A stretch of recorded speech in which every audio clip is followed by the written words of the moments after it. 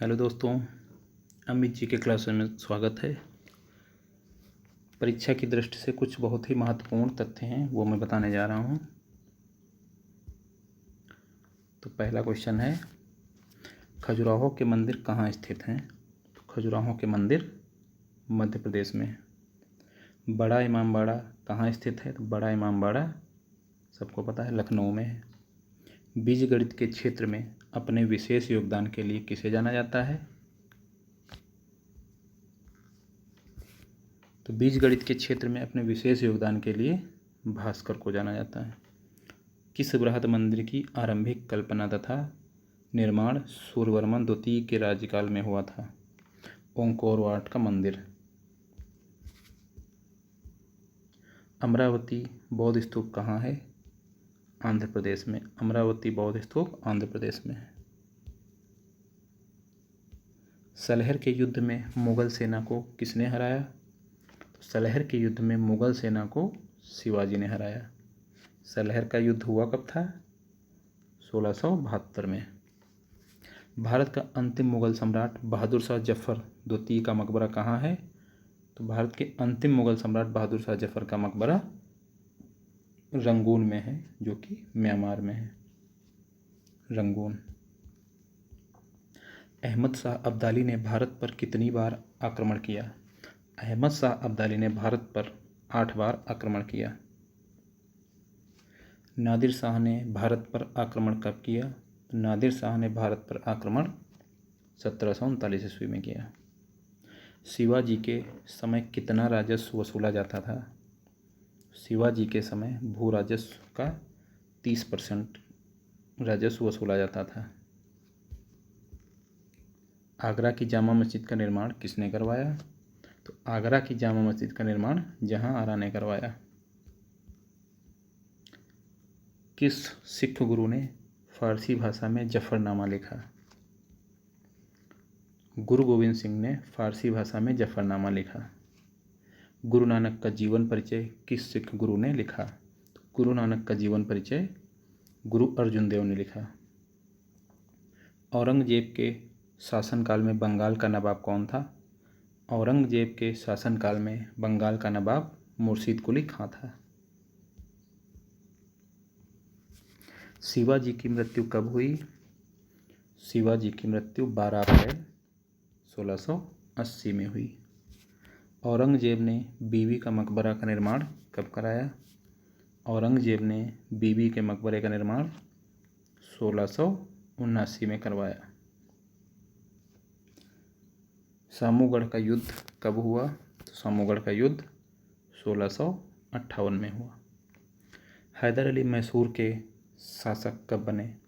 तो हैदर अली मैसूर के शासक 1761 में बने।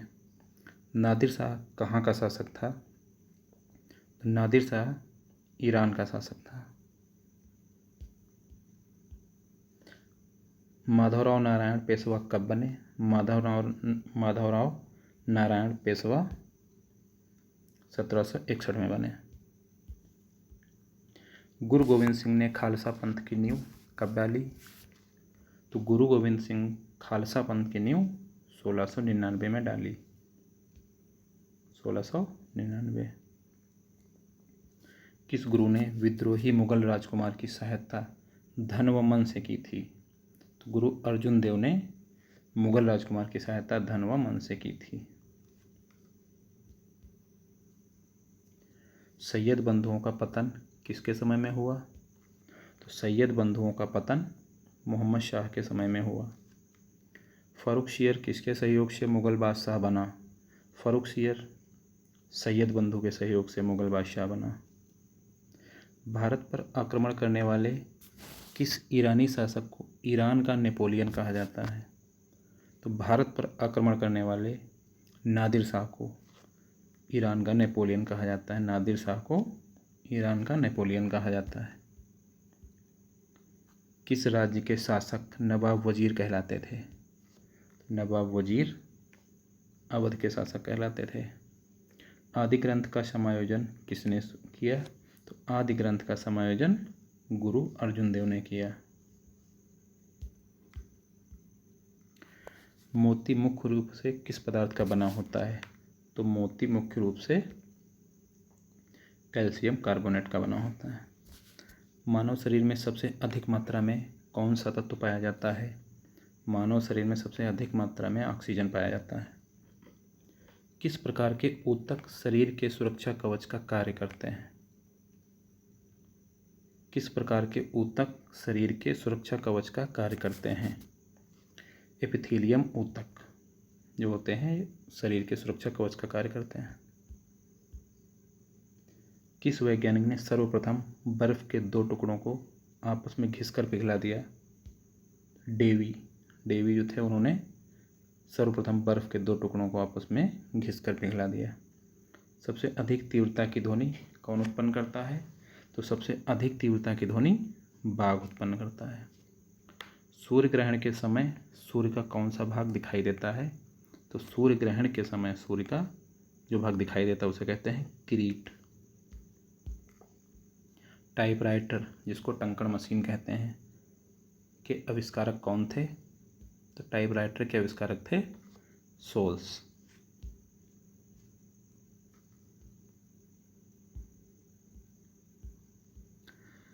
सिरका को लैटिन भाषा में क्या कहा जाता है? तो सिरके को लैटिन भाषा में एसिटम कहा जाता है। कपड़ों से जंग के धब्बे हटाने के लिए प्रयोग क्या किया जाता है? कपड़ों से जंग के धब्बे हटाने के लिए ऑक्जेलिक अम्ल प्रयोग किया जाता है। गन्ने में लाल सड़न रोग किसके कारण उत्पन्न होता है? तो गन्ने में लाल सड़न रोग कवकों के द्वारा उत्पन्न होता है। आम का वनस्पतिक नाम क्या है? तो आम का वनस्पतिक नाम मैग्नीफेरा इंडिका है। कॉफ़ी पाउडर के साथ मिलाया जाने वाला चिकोरी चूर्ण प्राप्त होता है। तो कॉफ़ी पाउडर के साथ मिलाया जाने वाला चिकोरी चूर्ण जड़ों से प्राप्त होता है। चिकोरी चूर्ण जड़ों से प्राप्त होता है। सूर्योदय का देश कहा जाता है। तो सूर्योदय का देश किसको कहा जाता है? जापान को कहा जाता है। बांग्लादेश की राजधानी आप लोगों को पता होगा, बांग्लादेश की राजधानी ढाका है। रिक्शा सबसे पहले किस देश में चला? तो रिक्शा सबसे पहले जापान में चला रिक्शा, इसीलिए रिक्शा जापानी शब्द कहलाता है।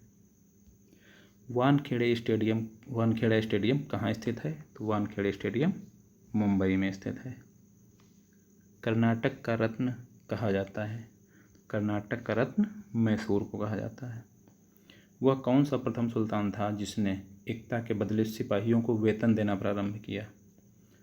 तो वह सुल्तान अलाउद्दीन खिलजी था जिसने एकता के बदले सिपाहियों को वेतन देना प्रारंभ किया। एकता के बदले सिपाहियों को वेतन देना प्रारंभ किया अलाउद्दीन खिलजी ने। जैन धर्म और बौद्ध धर्म दोनों ही विश्वास करते थे कि कर्म और पुनर्जन्म के सिद्धांत सही हैं। जैन और बौद्ध दोनों इस चीज़ को विश्वास करते थे कि कर्म और पुनर्जन्म के सिद्धांत सही हैं। छत्रपति शिवाजी का राज्याभिषेक करने वाला पंडित गंगा भट्ट कहाँ का निवासी था? तो छत्रपति शिवाजी का राज्याभिषेक करने वाला पंडित गंगा भट्ट बनारस का निवासी था। लाल कुंवर नाम की वेश्या किस मुगल शासक के राजकाज में अति प्रभावशील थी?